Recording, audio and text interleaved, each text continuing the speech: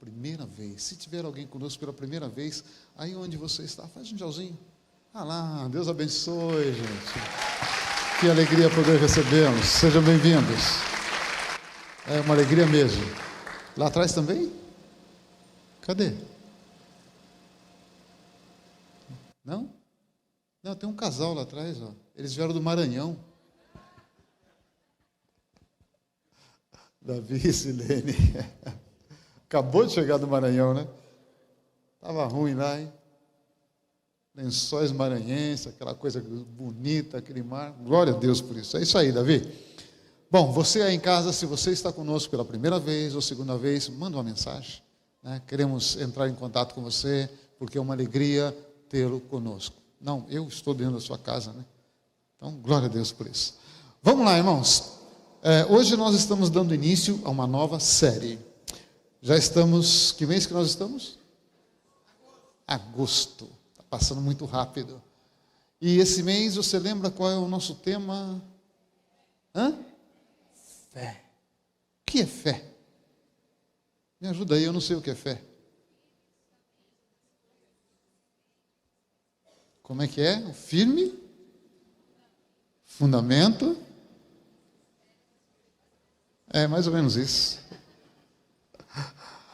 Traduzir assim para uma linguagem mais próxima, fé é você crer que tem quando você não tem. Isso é fé. Complicado, né? Você não tem, mas tem que acreditar que tem. Mas a gente vai, durante esse mês, vamos estar falando bastante sobre fé e crescendo no conhecimento e também na própria fé. E hoje, iniciando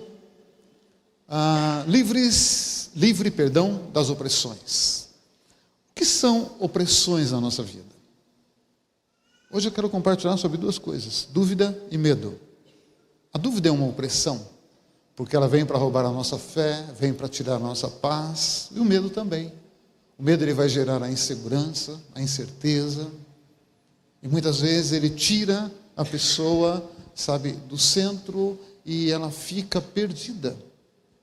Eu lembro do profeta Elias, um homem de Deus, mas ele passou por um medo de uma palavra de uma mulher. E ali ele foi para a caverna, foi para debaixo do zimbro e não queria sair de lá. E estava pedindo a morte. Por que tirou ele do equilíbrio? Porque ele fugiu com medo da ameaça de uma mulher que queria matá-lo. E aí ele vai para debaixo do zimbro, para a caverna, e ali ele pede para Deus: tira a minha vida. Ué, se você quer morrer, por que não enfrentou a mulher? Não é? A ameaça era de morte, então ficasse lá. Tira do prumo. E antes de entrar direto na palavra, quero confessar uma coisa para você. Sempre quando eu tenho responsabilidade de ministrar a palavra, eu gosto de ter tempo. Se puder baixar um pouquinho só meu microfone, eu te agradeço. Eu gosto de ter tempo, né, para estudar, orar, buscar de Deus e tal e tal. E querido irmão, não vinha nada. E chegando perto, falei: Deus, ontem, falei, amanhã sou eu. E o Senhor não fala comigo. Mas sabe, querido, não é só essa coisa de Deus não fala porque Deus fala. E como fala? Eu preparei uns 4 esboços. E vinha assim: não é esse, não é esse. E aí ontem, orando, buscando e olhando para tudo aquilo que eu já tinha pensado, veio isso aqui, ó, dúvida e medo. Sabe por quê? Porque é uma coisa que eu estou vivendo.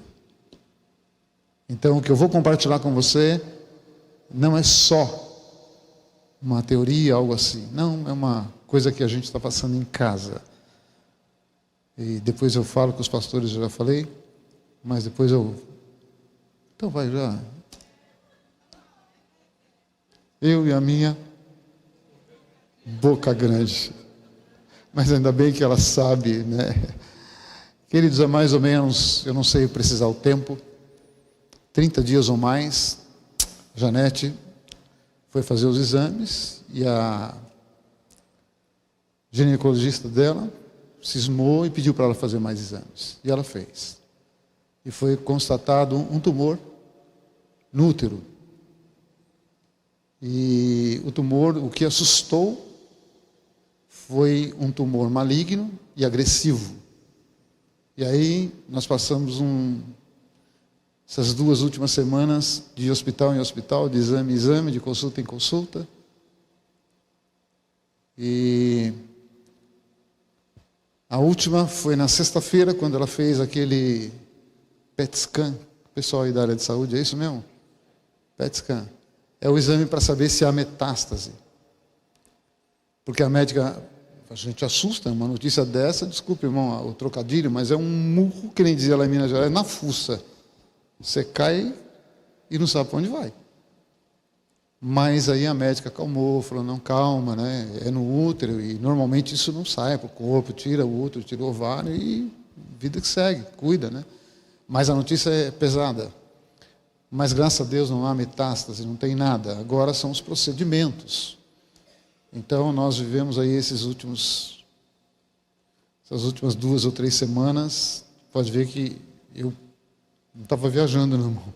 A gente estava correndo atrás, antes estivesse viajando, né? Mas correndo atrás, né, da saúde dela. E eu também com meu ponto e vírgula.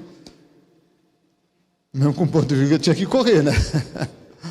Mas agora, hoje, nós estivemos no hospital de novo, amanhã, mas já está definindo a situação. Ela fará um tempo de radioterapia. E durante 1 mês e meio, todos os dias, ela tem que ir lá no hospital fazer a radioterapia. E uma vez por semana eles vão dar uma químio leve. Né? Leve, não vai cair cabelo, essas coisas, nada. Para quê? Para potencializar a rádio. E depois de 1 mês e meio, ela espera mais 1 mês e meio, porque a rádio ainda vai fazendo efeito.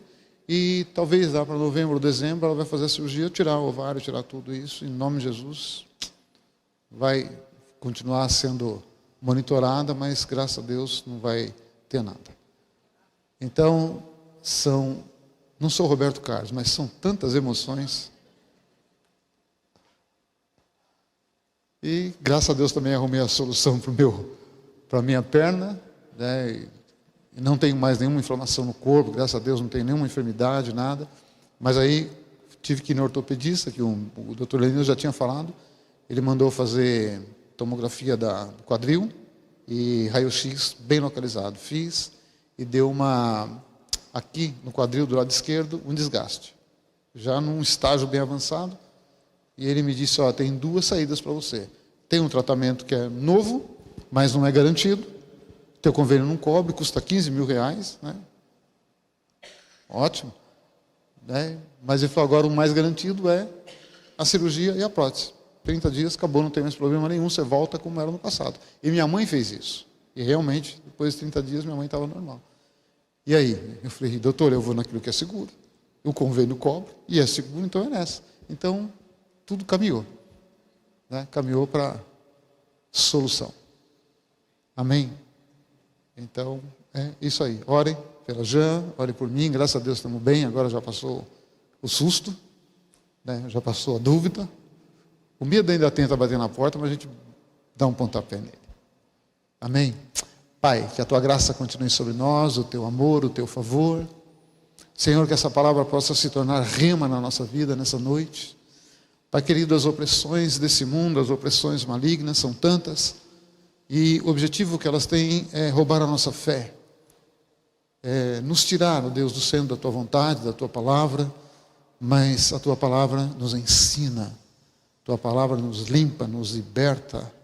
Então que a Tua palavra nessa noite possa entrar no nosso coração aqui, no meu e dos meus irmãos, minhas irmãs, e produzir frutos de fé, de confiança e de transformação de vida. Obrigado pela vida. Essa coisa tão emocionante, tão incerta, a gente não sabe o que vai acontecer amanhã, mas tão segura quando estamos nas Tuas mãos. Porque o Senhor é um Deus confiável, o Senhor é um Deus que nos ama e jamais nos abandonou e nos abandonará. Fala conosco, Espírito que revela a palavra. Precisamos da Tua palavra. No nome de Jesus. Amém. Então vamos lá, queridos. O objetivo dessa palavra é estarmos nos alimentando e superando toda dúvida e todo medo. E eu quero começar com uma frase. Coloca ali para mim, por favor. A dúvida não significa que você não tem fé. Por quê? Mas você duvida de Deus, você é incrédulo? Não. Você pode acreditar em Jesus, mas existem situações que vão te gerar medo. Você acredita nele.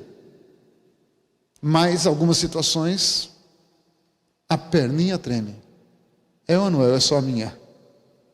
Eu falo que pastor é bom para dar conselho para os outros. Quando o medo vem, ele pode te fazer duvidar da bondade e fidelidade de Deus. Você quer ver um texto que explica muito bem isso? Coloca para mim Mateus 14. Isso aqui é quando Jesus precisava chegar do outro lado e ele queria orar antes. Ele subiu no monte e foi orar e ele falou para os discípulos: pega o barco e vão. Eu encontro com vocês amanhã do outro lado do lago. Então aqui a gente entra no meio da história. Porque Jesus quando ele termina o período de oração, ele desce do monte, quando ele chega ali perto do lago, não tinha barco, não tinha nada, para ele poder entrar e atravessar o lago. Mas sendo Jesus um homem de fé, autor e consumador da nossa fé, ele falou: olha, eu combinei com eles do outro lado e eu não costumo dar mancada. Ele falou: eu vou. E aí, o que Jesus faz, irmão? Eu começo a imaginar uma cena, né? Jesus põe a mão no bolso, olha para o lago e vai embora. Começa a andar por sobre as águas. Eu quero dizer nessa noite, muitas vezes, quando a Bíblia cita de mar e de água, ela pode estar falando de um tempo difícil na nossa vida. É ou não é? E quando Jesus fez isso, ele me ensina e te ensina. Estamos passando um tempo difícil, é hora de andar por sobre as águas. É hora de superar o vento, é hora de superar as ondas, é hora de superar todo o medo. Vamos andar por sobre as águas. Eu não consigo, consegue sim, porque ele andou e ele te leva a andar por sobre as águas da vida, as dificuldades da vida. Amém? E aí, quando os discípulos começam a olhar e ver Jesus, ver aquele vulto, na verdade, eles não haviam chegado do outro lado, estavam na metade do lago, o mar da Galileia estava na metade, e Jesus começa a andar por sobre as águas. Quando eles veem aquele vulto branco, imagina uma noite escura, chovendo, ventando, ondas, e eles não conseguiam chegar do outro lado, e de repente aparece um vulto, andando por sobre as águas. E sabe qual era a crença daquela época? Se está chovendo, está difícil você superar, você não consegue chegar do outro lado, e de repente aparece um vulto. Sabe o que era o vulto? Era um pescador que morreu, e a alma dele está vagando. Isso era o que eles acreditavam. Os pescadores também acreditavam. Agora imagine a cena, ali dentro do barco tinha pescador. Pedro era um pescador profissional. Homens que estavam acostumados a viver aquilo. Quando vê o vulto, qual é a primeira coisa que vem na mente deles? É uma penada. O pescador morreu e aí, vem atormentar a gente. Já não chega o mar, agora vem uma penada também. E quando os discípulos viram, ao verem-no andando por sobre as águas, ficaram aterrados ou atemorizados e exclamaram ou gritaram: é um fantasma! E tomados de medo gritaram. Então eu falei: é um fantasma, por isso que está vendo lá, um fantasma, está vindo aí um fantasma. Imagina no meio da dificuldade, uma pessoa vê um fantasma, vê um capeta atrapalhar a pessoa. Era que nem aqueles dois que estavam orando lá, estavam presos no calabouço, não sei se era Pedro e Silas, não lembro quem era. Paulo e Silas estavam lá no calabouço, e eles pedem para Jesus libertar, para Deus libertá-los, e de repente o que acontece? Calabouço é debaixo da terra. E quando eles estão na presa, acorrentados, o que vem? Qual foi a ferramenta que Deus usou para libertar aqueles dois? Um terremoto. Imagina o camarada acorrentado debaixo da terra, vem um terremoto, acabou, morreu. Então Deus tem os seus meios estranhos. Amém? Mas ele é confiável. O terremoto não matou os dois, libertou os dois. E aqui o fantasma também não matou. Mas Jesus imediatamente lhes disse: tem de bom ânimo, sou eu, não temais. Irmão, qualquer momento da vida que eu possa estar passando uma dificuldade, ou que você possa estar passando uma dificuldade, lembra, em todos os momentos difíceis da vida, em que os discípulos de Jesus passavam por dificuldade, eles sempre tinham essa palavra: ei, sou eu, não tenha medo, eu estou contigo. Era sempre a mesma palavra. Sempre. Por quê? Porque Jesus sabe o que o medo produz no meu coração e no seu. Respondendo-lhe, Pedro disse: se és tu, Senhor, me manda ir ter contigo por sobre as águas. Como é que você vai falar que Pedro não tinha fé ou não acreditava em Jesus? Se ele olha para Jesus, ele diz, naquele momento ele não acreditou que era Jesus. Mas não que ele não acreditava em Jesus. Ele disse: se é o Senhor mesmo, me manda ir ter contigo por sobre as águas. E é interessante, qual foi a resposta de Jesus? Por isso, querido irmão, não desafia Jesus, hein? Se você o desafiar, ele vai te responder com um desafio maior. E Jesus diz: vem, vem. Desafio por desafio, vem. E Pedro falou: estou indo. Eu também gosto de desafio. Agora, deixa eu montar uma cena que não aconteceu. Imagina Pedro ali, se Pedro fosse, desculpe o termo, um vacilão. Quando Jesus disse: vem. Senhor, será que eu vou mesmo? Será que eu vou? Será que eu vou? Será que eu não vou? Levanta a perna e pula ou não? Aí, como todo crente normal, que Pedro, isso aqui não aconteceu, irmão. Isso é fruto da minha imaginação. Aí Pedro, ele olha para dentro do barco e ele vê os amigos dele, os discípulos de Jesus que andavam juntos. Ele olha, ele diz para João, sabe quem era João? Ele era o discípulo da raiva, do ódio, era ele? Hã? Não, o que ele era? Do amor. Quando você vai ver a carta dele lá no final, ele diz assim, ó, filhinhos. Olha que coisa. Não pequeis, mas se você pecar, amor puro. Aí ele olhou para João e falou: meu querido amigo João, vou ou não vou? João olhou para ele e falou: Pedrinho, vai não. Filho, o mar está bravo, a água está gelada, vai não, fica aqui. Aí ele olha para o outro lá. Quem era o outro? Tomé.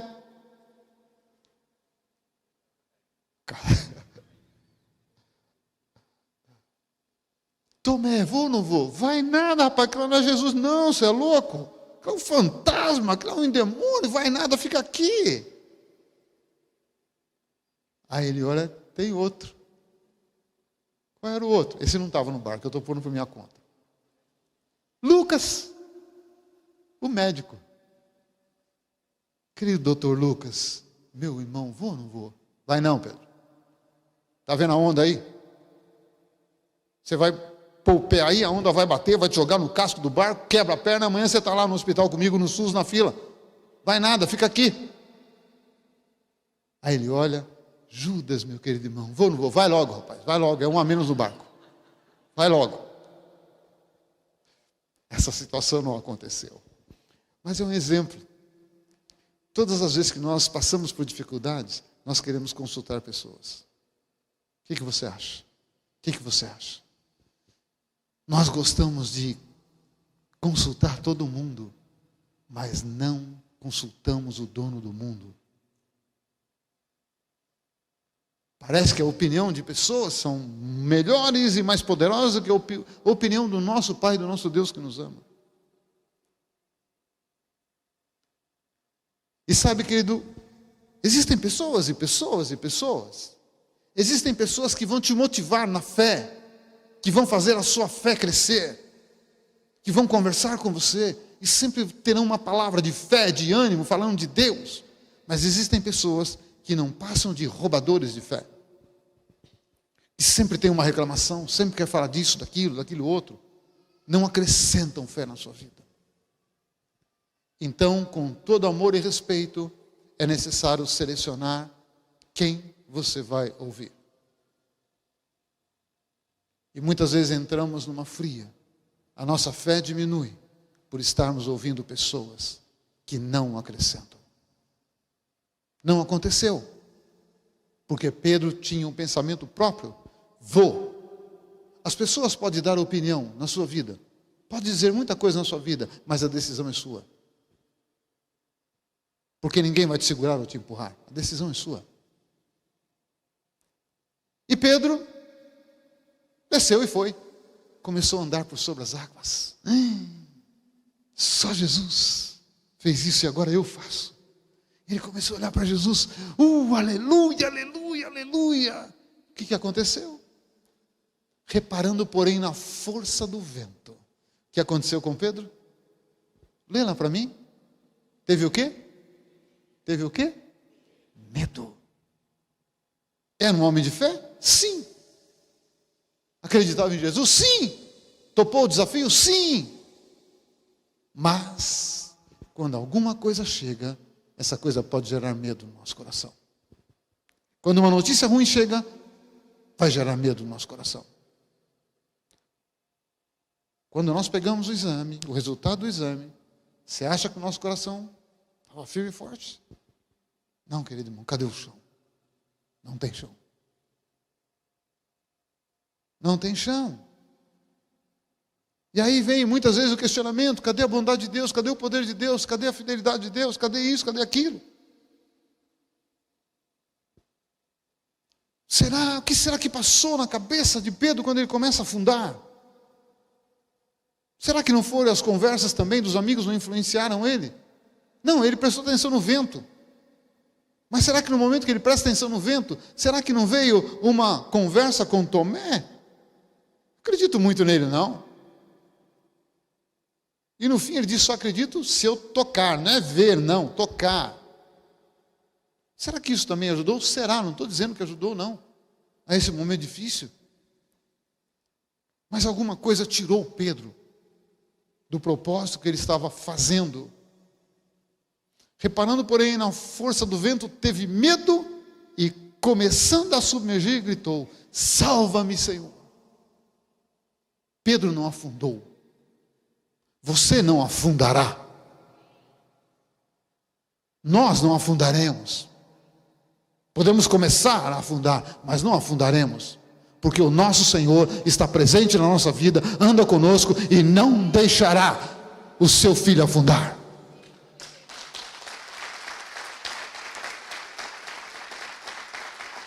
Estou pregando para mim.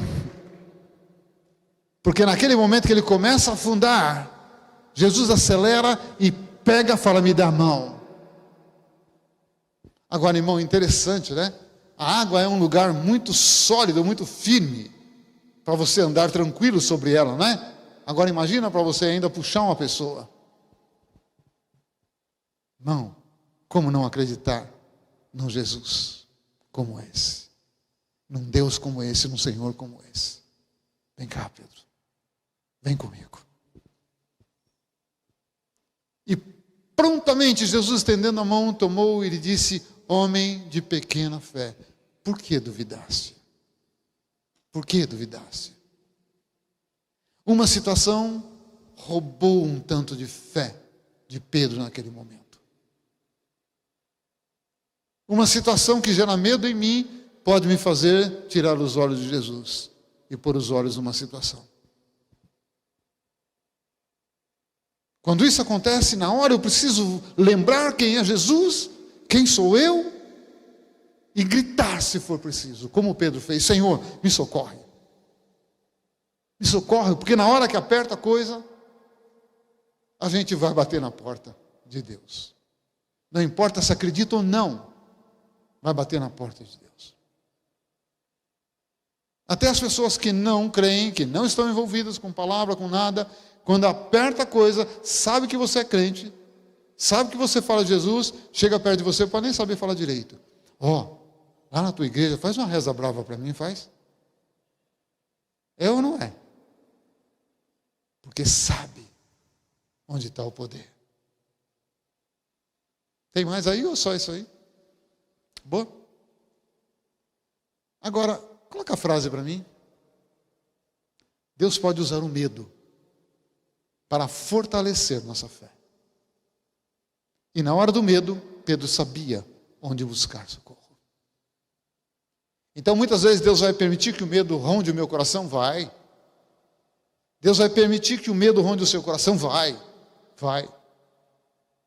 Porque Jesus é o único que tem o poder de transformar a maldição em bênção. Jesus é o único que pode transformar o medo em fé. Pode transformar o medo num músculo para fortalecer a sua fé. Porque na hora que a coisa apertou, Pedro sabia onde buscar socorro e gritou: salva-me, Senhor. Prontamente Jesus vem e pega ele. Quando a coisa apertar na minha vida, na sua vida, e parece que não tem saída, é hora de gritar: Senhor Jesus, estou aqui, salva-me. Estende a mão. Não importa tudo o que estão falando, acredito nos médicos, temos médicos na igreja, várias pessoas da área de saúde, e glória a Deus por isso, porque Deus pode usar a medicina humana para nos curar também. Mas a hora que apertou, Pedro deu um grito muito grande. Muito grande. Então, querido, não se preocupe, muitas vezes pensando: mas eu fraquejei na fé, eu não acredito mais em Jesus, porque depois o diabo vai usar situações que vão gerar medo no meu coração, no seu coração, e quando a gente cai em si, volta a falar: meu Deus, eu pequei, e agora, o que eu faço? Não acreditei no Senhor, tal. Aquieta o coração, meu irmão, aquieta o coração, minha irmã. Porque são momentos da vida. Sou cristão, você também. Acredita em Jesus, você também. Sou salvo, você também. Mas isso não significa que não passaremos por lutas e dificuldades nessa vida. Porque as lutas e as dificuldades nos farão crescer mais. Mais. E sermos mais fortes. Agora eu quero pensar com você na autoridade do autor da fé. Eu preciso entender a autoridade que ele tem. Porque Jesus é o autor e consumador da minha fé, diz Hebreus no capítulo 12. Então, quem gera fé no meu coração, eu sei que a fé vem pelo ouvir a palavra, eu sei disso. Há um mecanismo no nosso espírito. Está tudo bem aí, irmão? Todo mundo acordado? Quem não jantou? Esse amém foi forte, hein? Mas dá para aguentar um pouquinho mais? Dá? Onde é que eu estava, irmão? O que eu estava falando? Hã?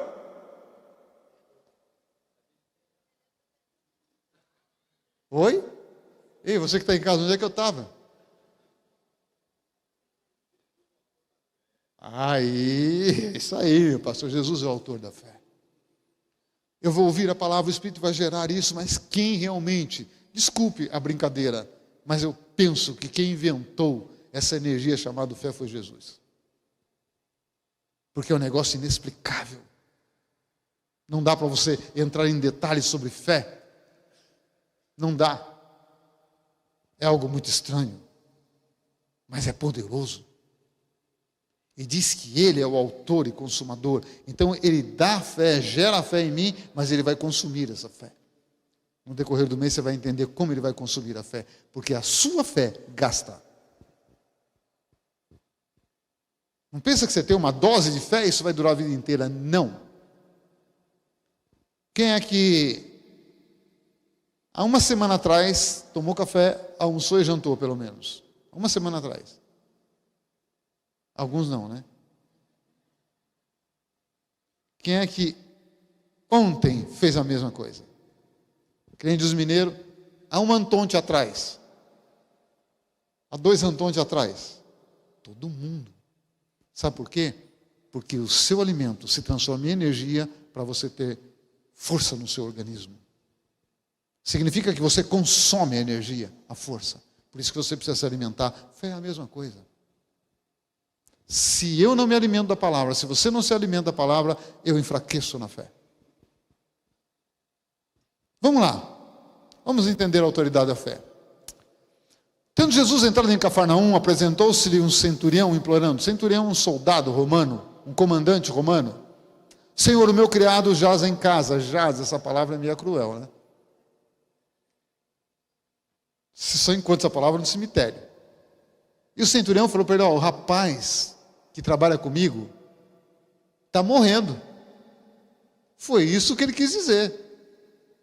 Usando uma linguagem nossa, desculpa, meu português está lascado. Está com o pé na cova. De cama. Paralisado, sofrendo horrivelmente. Jesus disse: eu irei o quê? Eu irei o quê? Mas o centurião respondeu: Senhor, não sou digno de que entres na minha casa, mas apenas manda com uma palavra e o meu rapaz será curado. Olha o que esse homem falou para Jesus. Não precisa pôr a mão nele, não precisa ir lá não. Manda uma palavra, manda. Porque o poder também está palavra. Agora, qual é o segredo por trás disso tudo? Qual é o segredo? Continua para mim, por favor. Pois também sou homem sujeito à autoridade. Eu sou um militar, eu sei o que é autoridade. É sim, Senhor. É sim, Senhor. Missão dada, missão cumprida. Eu entendo disso, Senhor. Eu sei quem é que manda. Tenho soldados às minhas ordens e digo a esse: vai. E o que acontece? Ele vai. Porque quem conhece o princípio de autoridade sabe obedecer ordens. E a outro: vem.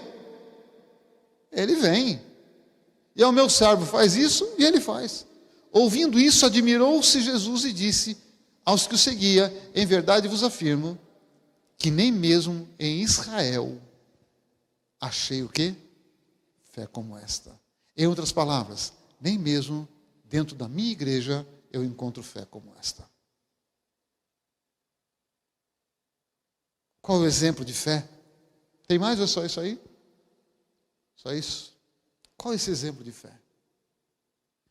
Quando Jesus encontra esse homem, um comandante, um soldado romano, provavelmente pretoriano,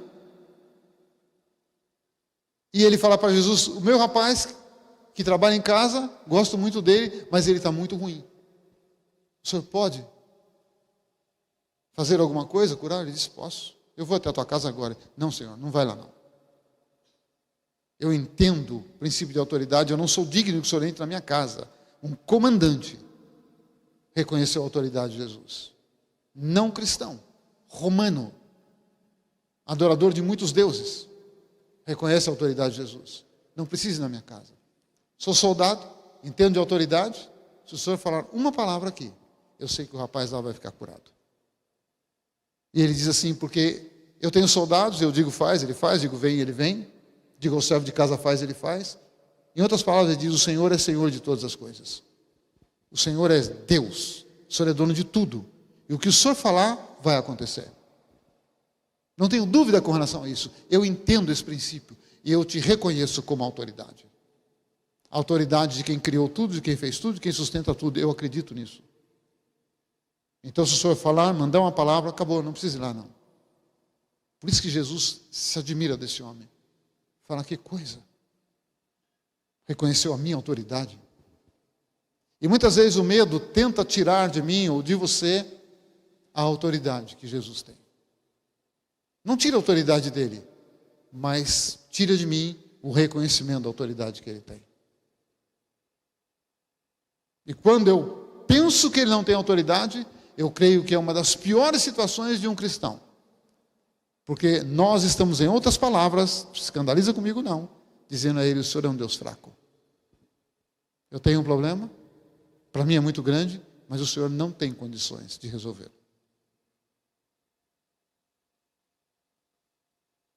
E para aprofundar um pouquinho mais, o Senhor não me ama tanto assim. Mas esse homem diz: eu reconheço a sua autoridade. Quando nós estivermos passando por uma luta, e quando a dúvida bater, será que ele me ama? Será que ele pode fazer isso? Lembra do soldado romano? Toda a autoridade está no Senhor. O que o Senhor falar, acontecerá. E eu sei que o Senhor me ama. Lembra disso nos momentos difíceis da sua vida. E começa a vencer, a superar a opressão do medo e da dúvida. Porque a dúvida sempre vai bater aqui. Sempre vai bater aí no seu coração. Talvez, não sei, espero que não, mas talvez você possa estar passando um momento difícil também. Teu coração gera dúvida, uma hora está bem, outra hora não está. E com isso o medo entra e começa a ganhar terreno no coração. Coloca para mim. E agora eu quero pensar com você sobre a simplicidade da fé. Esse negócio tão complicado. Mas ele é tão simples. E Jesus me dá o segredo, te dá o segredo. Simplicidade da fé. Vamos pensar na mulher cananeia? Boa noite. Você está aqui comigo? Boa noite em casa, você está comigo? Ou já saiu para tomar um cafezinho? Se saiu, volta, né, Marcelo? Simplicidade da fé. Uma mulher que não era do povo judeu. Uma mulher que não tinha a fé judaica. Ela era uma mulher cananeia. Partindo Jesus dali, retirou-se para os lados de Tiro e Sidom. Sidom era um lugar ruim, viu, irmão? Não era lugar de crente, não era igreja, não. E Jesus sai e vai para lá. E quando ele chega lá, eis que uma mulher cananeia, que viera daquelas regiões, né? Chamava: Senhor, filho de Davi, tem compaixão de mim. Minha filha está horrivelmente endemoniada. Ele, porém, não lhe respondeu palavra. Jesus não responde àquela mulher. Aquela mulher pedindo socorro, Jesus não responde nada para ela. Nada. E os seus discípulos, aproximando-se, pediram a Jesus: despede essa mulher, manda essa mulher embora. Jesus não responde nada, os discípulos já ajudam, né? Manda ela embora. Manda ela embora. Que essa mulher vem atrapalhando a gente, gritando atrás de nós e fazendo barulho e tal. Manda ela embora. Mas Jesus respondeu: não fui enviado, senão as ovelhas perdidas da casa de Israel. Jesus responde isso para os discípulos. Porque os discípulos falaram para ele: manda embora. Ele diz: espera um pouquinho, vamos colocar a coisa em ordem. Eu fui enviado agora para os perdidos da casa de Israel. Mas a mulher não era da casa de Israel. Mas ela foi pedir socorro para a pessoa certa. Ela não era da igreja, mas ela pediu socorro para a pessoa certa. E Jesus estava ensinando os discípulos. Ele diz assim: eu não vim para ela agora. Eu vim para os perdidos da casa de Israel. Eu vim para os judeus, não para ela. Até aí Jesus estava certo, por isso que Jesus não respondeu para ela. Não sei se estou me fazendo entender. Os discípulos ficaram meio assim. O que vai acontecer daqui para frente então? E a mulher também ouviu: não vim para você. Mas qual foi a atitude da mulher? Ela, porém, veio e o que ela faz? Se prostra diante de Jesus. Ajoelha e adora a Jesus. Olha o exemplo dessa mulher. Ela diz: Senhor, socorre-me. Agora era uma conversa dela com Jesus. E aqui, provavelmente, essa mulher não grita. Porque ela está diante de Jesus, não precisava gritar. Ela expõe o coração. Ela diz: Senhor, me socorre. Me socorre. Porque agora os discípulos não podiam intervir. Jesus não manda a mulher embora. E Jesus deixa ela se aproximar.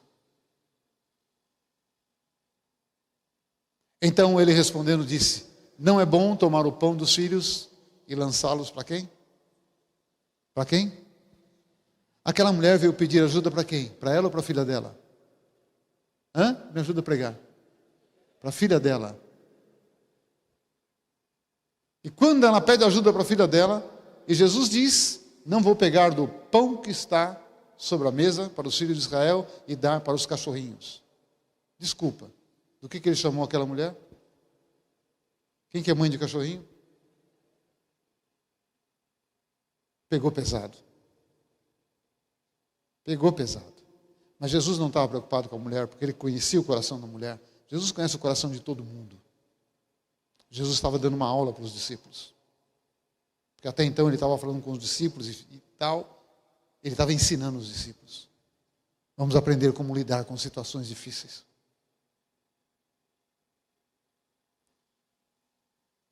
Ela, contudo, replicou: Senhor, sim, Senhor, porém os cachorrinhos comem das migalhas que caem da mesa. Da mesa. Pensa no soldado romano: eu sei que o Senhor pode todas as coisas. Eu sei que o Senhor é dono de todas as coisas. Eu sei que todo o poder está nas suas mãos. Essa mulher fala a mesma coisa numa situação diferente. Tudo bem, Senhor. Tudo bem, mas o Senhor é meu dono também. não sou judia, não frequento sinagoga, mas eu reconheço que o Senhor é meu dono. Na situação difícil, ela buscou ajuda na porta certa e deu um exemplo de fé. O Senhor é meu dono. Jesus olha para a mulher e diz: ó mulher, grande é a tua fé. Faça-se contigo como queres. Desde aquele momento, o que aconteceu com a filha? Então, querido irmão, eu quero dizer a você e a mim que existem situações que a nossa resposta pode definir muita coisa. Jesus olhou para Pedro, sentiu a dor de Pedro, sentiu o medo de Pedro, mas ele não abandonou Pedro. Jesus olhou para o centurião romano, viu a dor do soldado, curou. Jesus olhou para essa mãe, viu a sinceridade, a simplicidade, a humildade dessa mulher e curou, libertou a filha dela. O que eu aprendo com isso, querido irmão?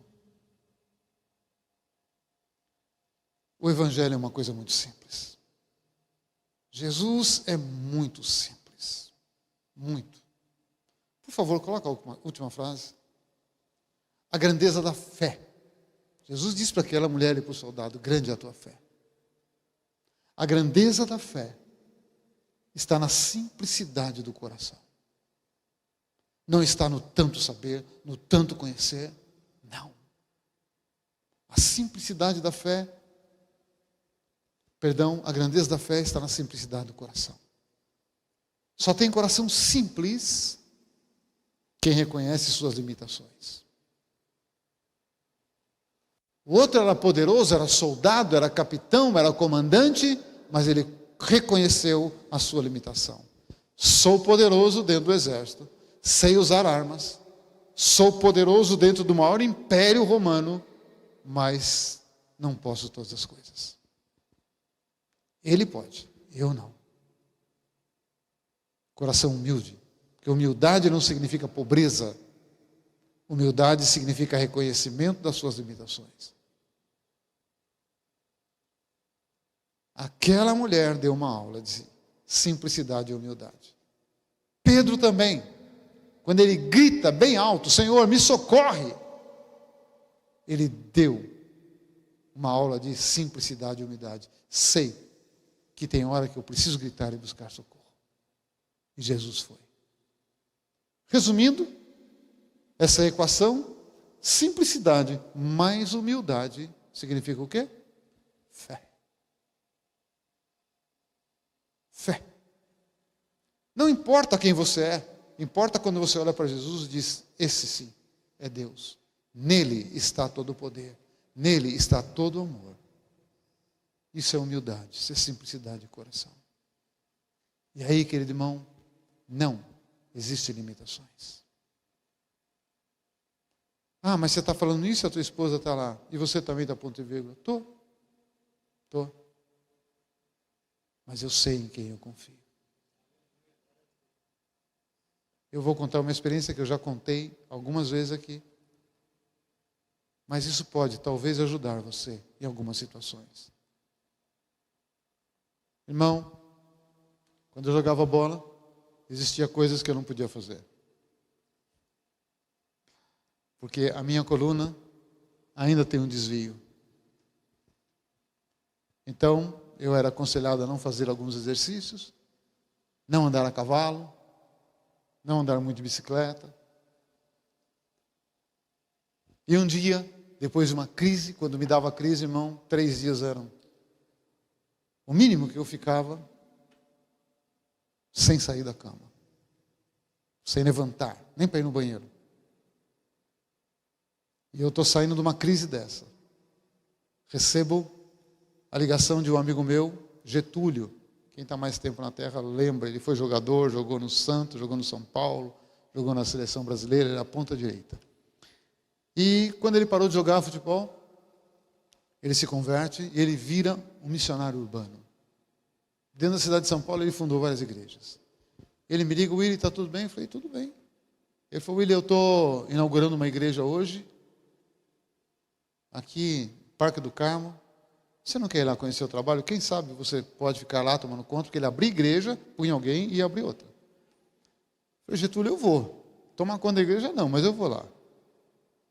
E eu desci a escada do prédio onde eu morava, onde a Luísa e o Marquinhos moram hoje. O Marquinhos está lá. Eu desci a escada, irmão, desci que nem um robozinho. Aquele dia eu estava crente. Não me desviava nem para a esquerda nem para a direita.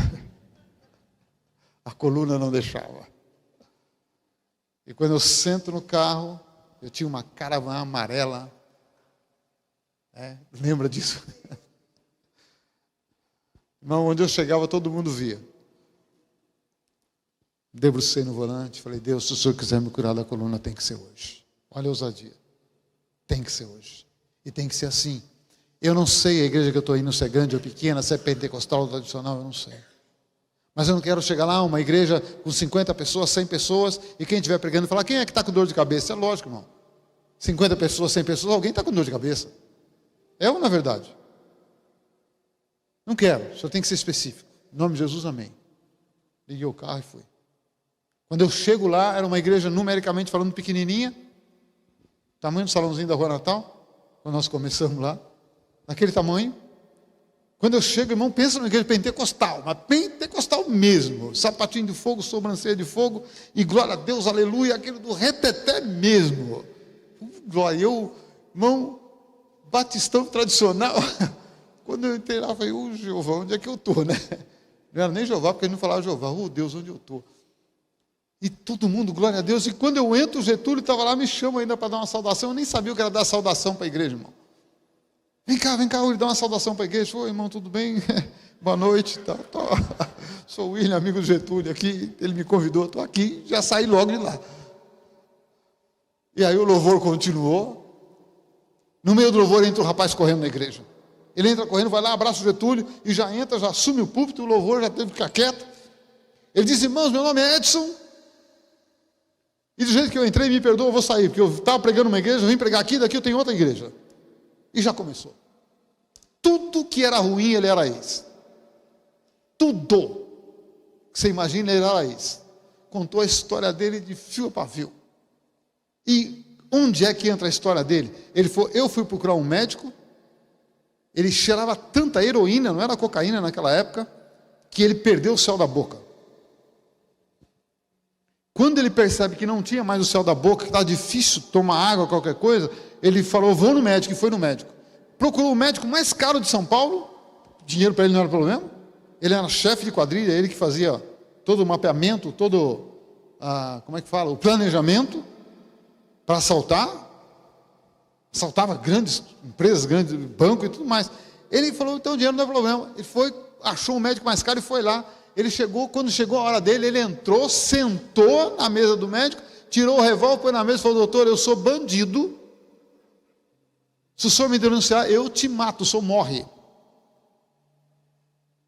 O médico falou, o que aconteceu? Aí ele falou, contou a história e falou, eu não tenho mais céu da boca, e não consigo mais beber água, está difícil. O médico deu uns exames para ele, falou, vai fazer o exame e volta. Ele foi, fez o exame e voltou. Quando ele voltou, o médico estava com a equipe. Ele entrou, já assustou. Falou, pronto, o homem me denunciou, já passei 6 minutos, vocês me dão mais 4 minutinhos? Já estou terminando. Essa história eu já contei aqui. E quando ele viu o médico com a equipe, ele tirou o revólver e falou, doutor, eu falei para o senhor que eu ia te matar, eu mato todo mundo. O médico falou, eu não sou polícia, eu sou médico. Estou aqui para tentar te curar, não para te prender. Não te denunciei, não falei nada. A equipe está aqui, porque nós analisamos todos os seus exames. Ele falou, e o teu caso é tão sério, e como você foi sincero comigo, eu vou ser sincero com você, se você não operar, você morre. E se você operar, você morre. Não tem mais nada para fazer por você. O teu problema não é o céu da boca, é aqui dentro. Ele falou, não dá mais, a medicina não tem cura para você. Ele passou a mão no revólver, pôs aqui, nem despediu do médico e saiu. E quando ele chega na calçada, ele olha para cima e ele fala assim, se você existe, me prova. E continua a vida. De repente, não usa mais droga, não tem mais vontade de roubar, chegou para a quadrilha e falou, não sou mais chefe de nada. De repente, deu vontade de trabalhar, ele falou, Deus aí não. Que esse povo ganha um ano, eu ganho um dia. Um segundo eu ganho, que esse povo ganha um ano. Trabalhar, não. E para piorar, não podia haver uma igreja evangélica. Dá vontade de entrar. E você crente também não. E um dia ele estava passando na frente de uma igreja, exatamente como o Getúlio inaugurou aquele dia, pequena, pentecostal, cheia do glória a Deus, aleluia. Ele não aguentou, ele entrou. Nem sabia o que o pastor estava pregando. Foi lá, na frente, parou e falou: pastor, eu quero esse Deus aí. Eu quero esse seu Deus aí. E se entregou. Ele falou: irmãos, quem quiser vir aqui, pode ver o céu da minha boca. Perfeito. Ninguém tocou em mim. Ninguém. E todo mundo, glória a Deus, nesse instante ele para. Irmãos, parecia que eu estava na igreja batista. Aquele silêncio, aquela paz. Parou os glória a Deus, parou tudo. Ele diz: há uma unção aqui, é o poder de Deus aqui. Nesse exato momento Deus curou 2 pessoas. E eu sei quem vocês são. Se vocês não vierem, eu vou chamar. Silêncio. Uma mulher levantou a mão e ele falou: não é, irmã. Pensa se alguém teve coragem de levantar a mão depois dessa. Ninguém. Aí ele olhou para uma moça que estava assim, onde está a Rose, era menor o salão, né? Ele diz: irmã, você que está aí, de camisa de bolinha preta, de blusa, né? Mulher não usa, é blusa de mulher, né? Você que está aí de blusa de bolinha preta, vem cá. Jesus te curou. Teu problema era isso, você toma tal e tal remédio. A mulher começou a chorar, veio e parou aqui do lado dele. Ele falou: o outro é um homem, está do lado esquerdo. Você tem isso, ele me descreveu. Fez Jeová, ele me viu na fila do banco, todo torto. Vem cá. Parei assim do lado, pôs a mão no ombro dela, no meu ombro, e falou: pai, muito obrigado. De um modo maravilhoso o Senhor curou esses 2. Em nome de Jesus, amém. Eu olhei para ele e falei: só isso? Ele falou: Jesus te curou, rapaz, vai sentar. Irmão, aquele dia foi uma cura instantânea. Quem saiu de casa sem poder mexer? Quando eu voltei, subi a escada correndo. Nem falei nada para a Janete. Tirei a roupa, entrei no banheiro e liguei o chuveiro. Eu fazia todos os movimentos que eu não podia fazer. E uma voz falou assim: pode procurar a dor, nunca mais você vai achar. Fui eu que te curei. Por que eu falo para você hoje? Como ele fez comigo, ele já fez com várias pessoas. E ele pode fazer. E se ele não fizer, ele continua sendo Deus do mesmo jeito. E se ele fizer, continua sendo Deus do mesmo jeito. Mas a minha parte é acreditar. E por isso, hoje, que eu quero compartilhar com você exatamente isso. O medo vai entrar. A dúvida vai entrar. Não deixa fazer ninho no seu coração. E nem na sua mente. Porque isso pode ser um roubador de fé. Eu tenho que guardar no meu coração: Deus é bom. E Deus é confiável. Amém? Eu quero terminar orando. Não sei se tem alguém assim. Não sei. Se tiver alguém que o seu coração está apertado, talvez a dúvida ganhe num terreno, talvez o medo ganhe num terreno. Se você quiser, nós vamos estar aqui louvando ao Senhor. Se você quiser ter um momento seu e de Deus, se você quiser vir aqui à frente, ajoelhar, ter um seu tempo com Deus e falar como os discípulos falaram: Senhor, aumenta a minha fé. Aumenta a minha fé significava que eles tinham fé, mas eles precisavam de mais. Porque existem situações que eu preciso de fé, de muita fé. Existem situações que até a esperança vai curar, não precisa de fé. Uma simples gripe, você tem uma boa esperança, pode te curar. Mas uma coisa mais séria, eu preciso de fé. Pode vir se você precisar. Nós vamos estar juntos. Estou aqui também, como você, precisando que o Senhor aumente a minha fé para superar todas as lutas e dificuldades. E chegando aqui à frente, fique à vontade. Se você quiser sentar, sente. Se você quiser deitar, deite. Só vou pedir para você, não importa a sua posição, coloque a mão no seu coração, feche os seus olhos. E tenha o seu tempo com Deus. Talvez o seu tempo com Deus vai te levar a dar um grito silencioso: Senhor, me salva.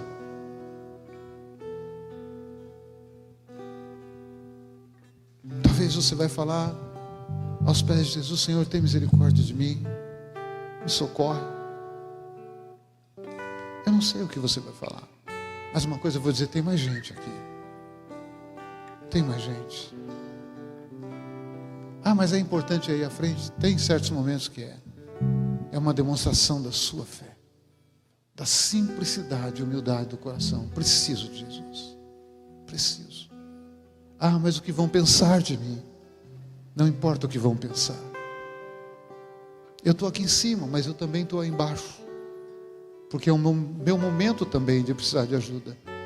De não deixar a dúvida ganhar espaço, o medo ganhar terreno. Porque é um momento de luta. É um momento onde eu preciso falar para Jesus: me socorre, me socorre. Nós vamos estar louvando ao Senhor. Eu vou pedir aos pastores, aos líderes: por favor, abraça o irmão, abraça uma irmã. Ore com ele, ore com ela. Ore por ele, ore por ela. Compartilhe esse momento. Porque é o nosso momento de um ajudar o outro. A Bíblia diz que um ao outro ajudou, e ao seu companheiro diz: esforça-te. Esforça-te.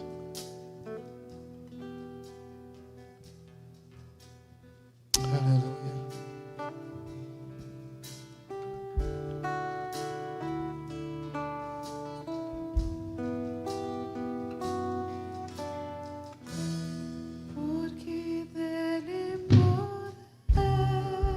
Você que está aí sentado, se você puder ficar de pé e louvar ao Senhor, vamos louvar ao Senhor. Um segredo espiritual, a Bíblia diz que Deus habita no meio dos louvores. Esse é o momento em que Deus se move aqui no nosso meio. Preciso de uma mulher aqui, Silvia. Por favor, preciso de uma mulher orando aqui.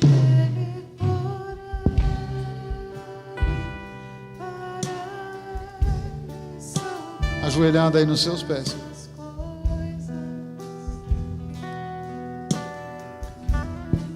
Alô?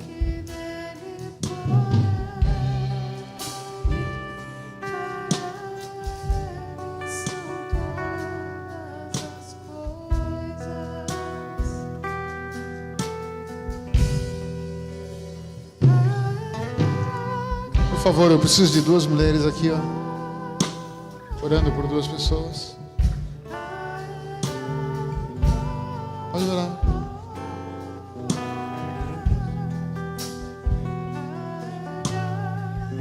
Preciso de mais uma mulher aqui, ó.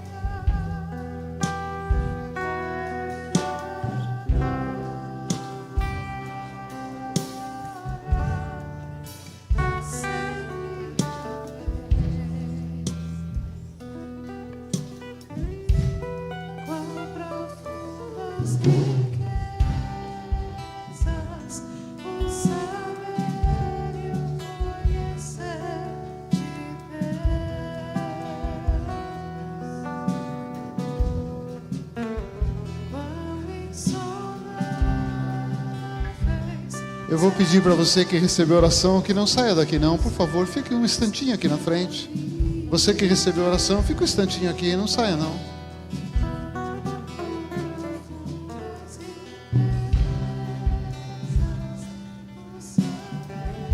Viviane, Vivi.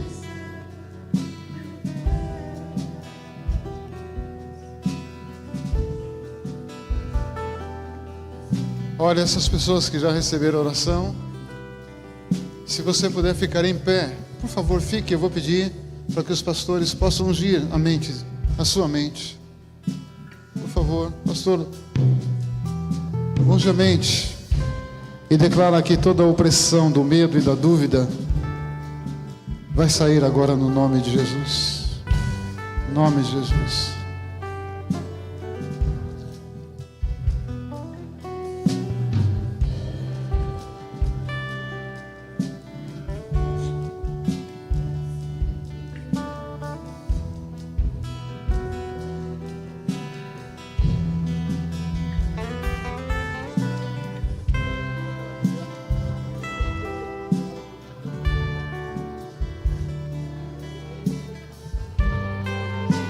E assim que você receber a sua unção, aí você pode voltar para o seu lugar.